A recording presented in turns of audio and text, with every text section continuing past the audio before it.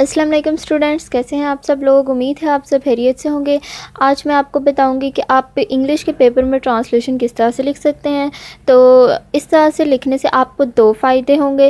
पहला फ़ायदा तो ये होगा कि आप लोग अपना टाइम सेव कर सकते हैं, क्योंकि पेपर में सबसे अहम जो बात हमारे मद्देनज़र होती है वो यही होती है कि हमने अपना टाइम सेव करना है, ताकि हम बाद में एक्स्ट्रा चीज़ कर सकें या फिर हम लोग पेपर को रीड आउट कर सकें।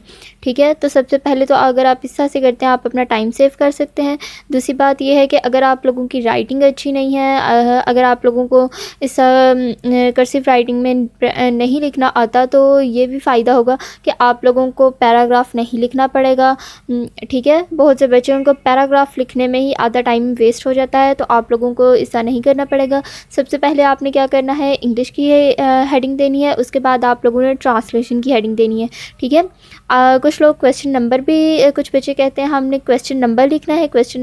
तो क्वेश्चन नंबर लिखने से क्या होगा, क्वेश्चन नंबर आप लोग लिख सकते हैं, लेकिन उसके आपको ये करना पड़ेगा उसके लिए कि जो क्वेश्चन नंबर आपका पेपर पर लिखा होगा, एग्ज़ाम पेपर पर, आपने वही क्वेश्चन पेपर लिखना है। ठीक है, एक तो उससे हेडिंग्स काफ़ी ज़्यादा हो जाएंगी, और दूसरी बात यह है कि आपको वही क्वेश्चन नंबर लिखना होगा जो पेपर पर लिखा है। जैसे फॉर एग्ज़ाम्पल आप ट्रांसलेशन सबसे पहले नंबर पर करना चाहते हैं, लेकिन ट्रांसलेशन का जो आपके पेपर है उसमें ट्रांसलेशन 7th या 6th नंबर पर दी गई है, तो आपको 7 या 6 नंबर लिखना पड़ेगा, आप 1 नहीं लिखेंगे। ठीक है, और उससे आपकी हेडिंग्स भी ज़्यादा हो जाएंगी। तो हमने ओवर हेडिंग नहीं देनी, हमने जो नॉर्मल हेडिंग्स हैं जो नेसेसरी हैं हमने सिर्फ वही देनी है। ठीक है, और ब्लैक मार्कर अलो होता है। अगर आप लोगों को नहीं पता, तो जब आप लोगों को क्वेश्चन पेपर मिलेगा उसके फर्स्ट शीट पर आप लोगों के लिए सब लिखी होती हैं हदायत, आप वहाँ पर पढ़ सकते हैं कि आपके बोर्ड में अलो है या नहीं है।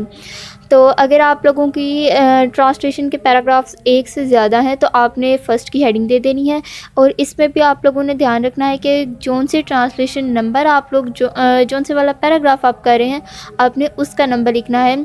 ठीक है, आपने अपने से नंबर नहीं लिखना। तो यहाँ पर फ़र्स्ट की हेडिंग दे दी है, उसके बाद आपने पैराग्राफ नहीं लिखना। ठीक है, आपने पैराग्राफ नहीं लिखना, उसमें आपका काफ़ी ज़्यादा टाइम वेस्ट हो जाता है।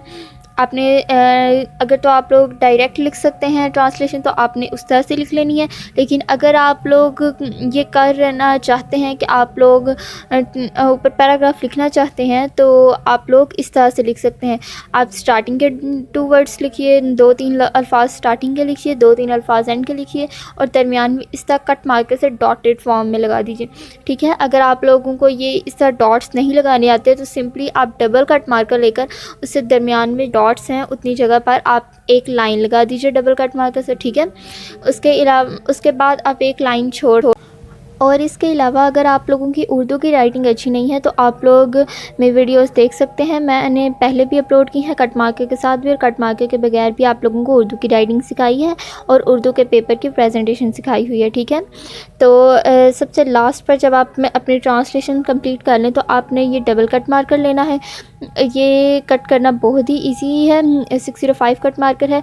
आपने इसे अंडरलाइन कर देना है। जो आपकी सब्जेक्ट की हेडिंग है आपने उसको सिंगल अंडरलाइन करना है, और जो आपकी मेन क्वेश्चन हेडिंग है आपने उसको डबल अंडरलाइन करना है। तो उम्मीद है आपको ये वीडियो पसंद आएगी, और अगर पसंद आए तो इसे लाइक कीजिए और मेरे चैनल को सब्सक्राइब कीजिए।